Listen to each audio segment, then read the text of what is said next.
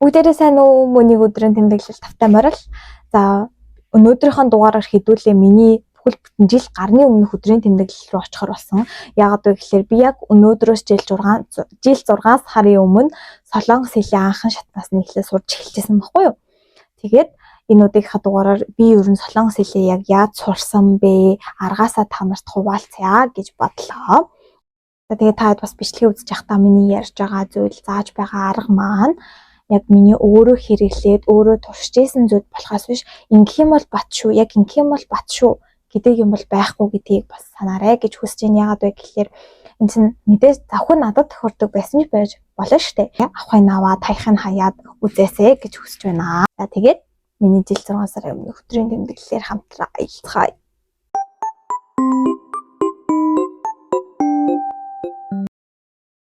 За би ч гэсэн яг та бүхэн шиг ингээд яаж хэл сурах уу, яах вэ гэд амар их бичлэг үздэг байсан.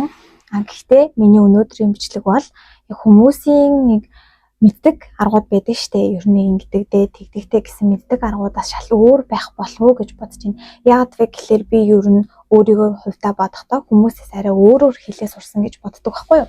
Арай өөр аргаар, арай өөр тактикаар ингэ сурсан гэж боддог болохоор та нарт шинэлэг содон байх байхаа гэж бодож байна. Уншихын тулд ингэх ёстой. Сонсгоо сайжруулахын тулд ингэх ёстой. Бичгээ сайжруулахын тулд ингэх ёстой гэж би ярихгүй.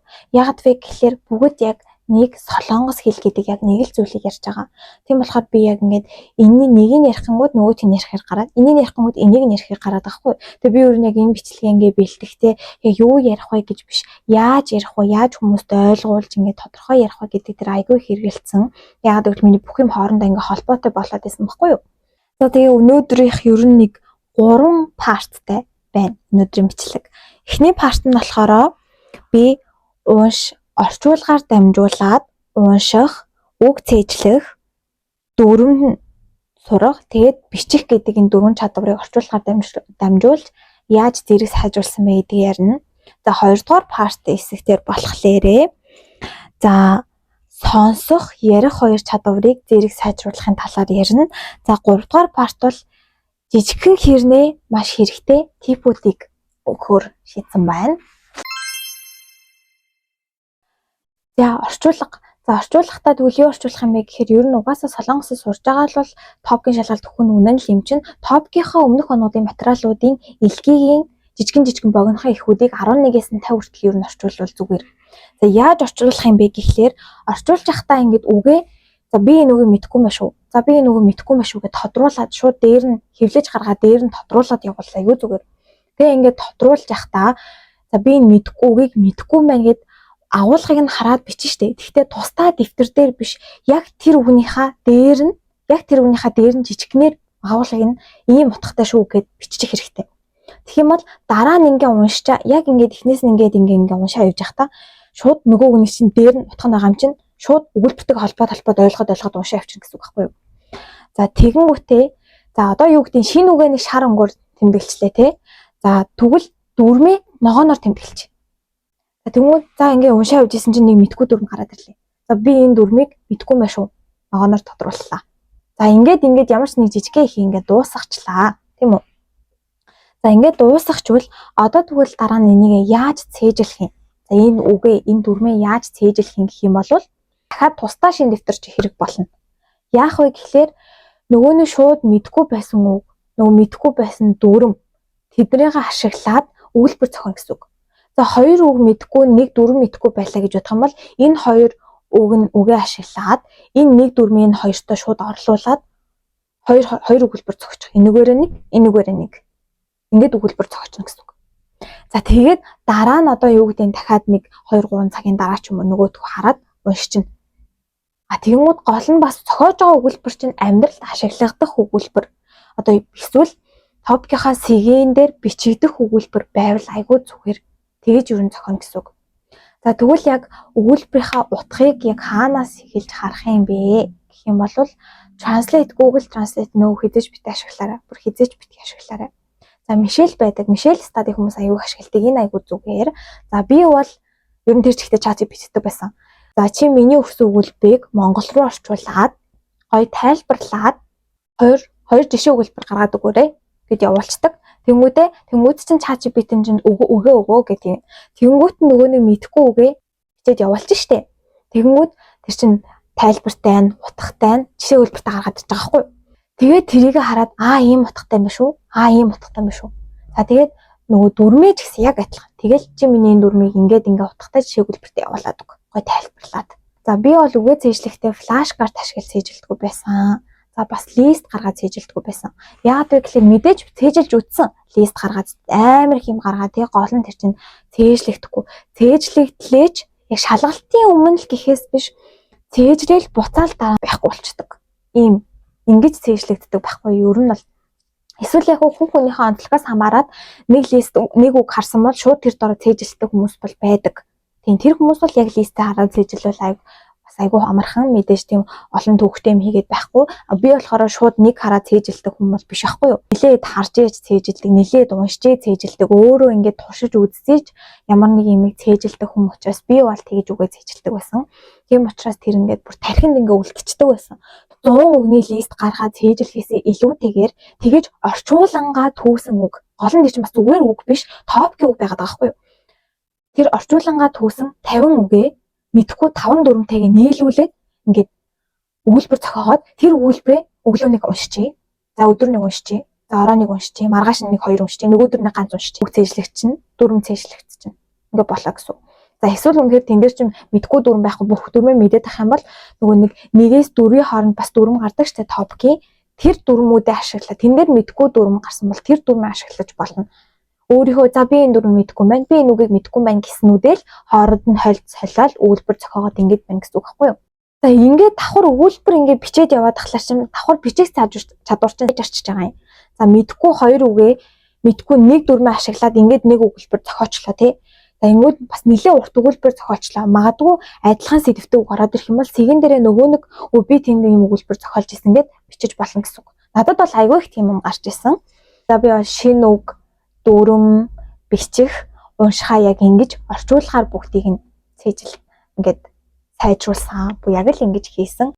За мэдээж эхэндээ гэхдээ нараа айгүй хэцүү байдаг. Ингээд ямар өгүүлбэр зохиохоо мэдэхгүй, яахаа мэдэхгүй. Би бас айгүй ганц өгүүлбэр зохиох гэж би айгүй уддаг гэсэн. Эхэндээ айгүй цаг аваад байгаа юм шиг санагдаж магадгүй. Гэхдээ ингээд нилээ удаа ингээд хийгээд үзээд сурчих юм бол айгүй амархан сайжирдаг шүү. За дараагийнх нь сонсох, ярих хоёр гэж байгаа тий. За сонсох бол яг тэр чигээрээ сонсч л угаасаа сайжирна. Гэхдээ заавал мэдээ сонсох гэхгүй. Мэдээж мэдээ сонсоод ойлгоод ингэж үзээд сонсох юм бол үнэхээр супер сайжирна. Гэхдээ би бол мэдээ сонсож байгаагүй. Яагаад вэ гэхээр миний сонирхол төрдөг байсан байхгүй юу? Сонирхол төрөхгүй болохоор би угаасаа ойлгохыг хүсэхгүй болохоор тэрийг баг үзэж яхад нойр хүрээд ингээд эхний 2-3 минут үзэл баг ингээд нойр хүрээд унтчихдаг гэсэн.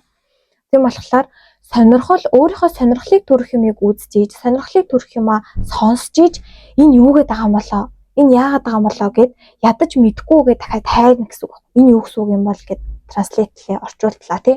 Ингээ хайна. Тэгэхээр чинь өөр гэсэн үг.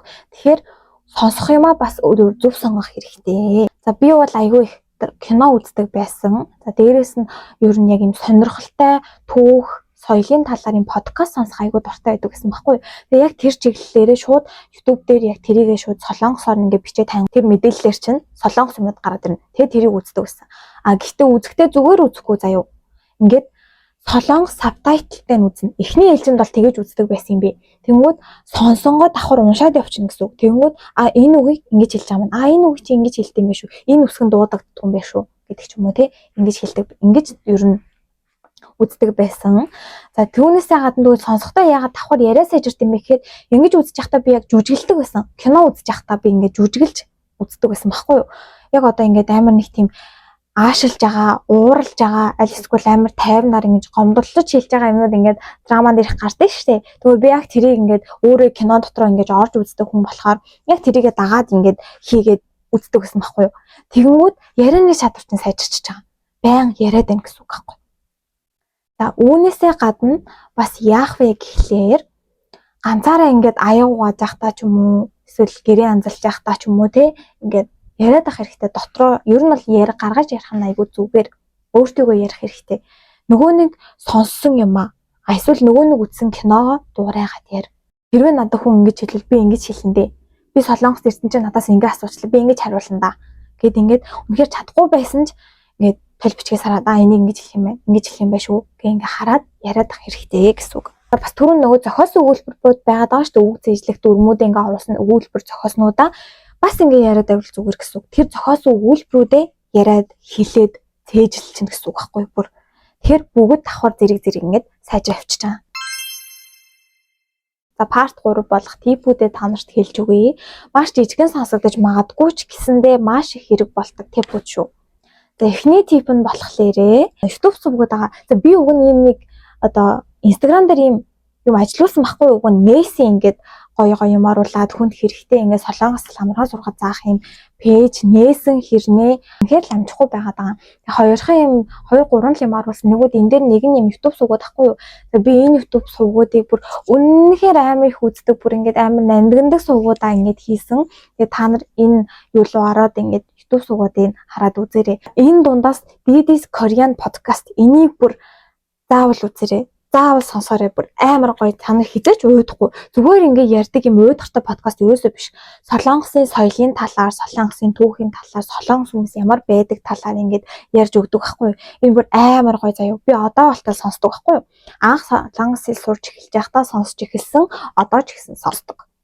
Би бүх бичлэгийг үзээд дуусгацсан дараахыг ингээ хүлээгээд байж байгаа. За хоёр дахь тип нь. За энэ бүр амар гоё тип шүү. Энэ бүр амар гоё тип. Юу вэ гэхээр та нар Netflix үздэггүй. Аюу зүгээр.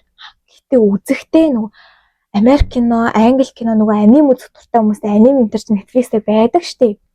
Хэлийг нь солонгос болгоод солиод үзчих хэрэгтэй. Яагаад вэ гэхээр нөгөө нэг топкийн тэгги байдаг штеп. Топкийн шалгалтын тэгги дээр гардаг эмэгтэй эрэгтэй хүний хоолоогоор Netflix-ийн нөгөө нэг орчуулад ярьдаг чинь яг адилхан дуурдаг. Яг адилхан тэр хүн ярьдаг. Хүн юм уу эсвэл AI робот юм уу бүр яг адилхан зүгээр л яг топкийн юм сонсож байгаа юм шиг яг тэр хүний хоолойнд дасна гэсэн үг байхгүй юу. Би яг энийг Netflix үзэж эхлээд мэдсэн. Би бүр ерөөсөө мэддэггүй байсан юм. Тэгээд би чинь нөгөө солонгос хэл дээр үздэг болчихж байгаа шүү дээ. Тэгээд солонгос хэлээр нь хөрвүүлээд үзсэн чинь бүр яг топкийн тэг гээд дуурайд би бүр анх амар гайхажсэн байхгүй юу. Дараагийн тип болохоро би солонгос дээрээ мэдсэн байгаа. Ер нь бол ном унших хэрэгтэй. Орчуулахгүйгээр унших хэрэгтэй. Бүр шууд зүгээр ингээд хурдан уншиж сурах хэрэгтэй. Яагаад вэ гэхээр топк дээр 1-ээс 50 хүртэл тасгал байдаг. Хурдан унш хичнээн үг мэддэг байлаа гэд хичнээн мундаг дүрмтэй байлаа гэд хурдан уншиж чадахгүй 70 минутанд амжиж тэр 50 тасгалыг хийж чадахгүй. Тийм болохоор хурдан уншиж сурах хэрэгтэй. Орчуулахгүйгээр зүгээр л номыг ингээл уншаалаа. Одоо жишээлбэл нөгөө чвэ ва гэдэг нэг 3-4 үсэг дээр доор орсон байдаг штеп. Энийг зүгээр уншихгүйгээр шууд хараад юм байна. Тийм байна гэж шууд мэддэг байхаар болцсон байх хэрэгтэй. Солонгост ирсэн чинь би нөгөө уншдаггүй дандаа орчуулдаг байсан хүн штеп. Тэгсэн чинь солонгост ирсэн чинь ингээд янз бүрийн юмнууд нэг хурдан гараад тэгмэд би уншиж амждаггүй. За хамгийн сүүлийн тип бол хэрвээ топк нэгтэй бол топк 2-ын хэмжээний дасгал ажил. Хэрвээ топк 2-тай бол 3 хэмжээний, 3-тай бол 4 хэмжээний, 4-тэй бол 5 хэмжээний дасгал. 5-тай бол 6-гийн хэмжээний дасгал ажиллаж сайжирна. Заавал өөрөөсөө нэг левел ахиулж дасгал хийжээ. За тэг өнөөдрийнхөө бичлэгээр би та бүхэнд жил 6 сарын өмнөх мөний анхан шатнаас нь эхлүүлээд 1 жилийн хугацаанд яаж солонгос хэл сурсан бэ гэдэг өдрийн тэмдэглэлийг харууллаа. Энэ хүртэл өдрийн тэмдэглэлийг маань уншиж сонсож үзсэн та бүхэнд маш их баярлалаа. Дараагийн бичлэгээр уулзлаа. Түр баяртай.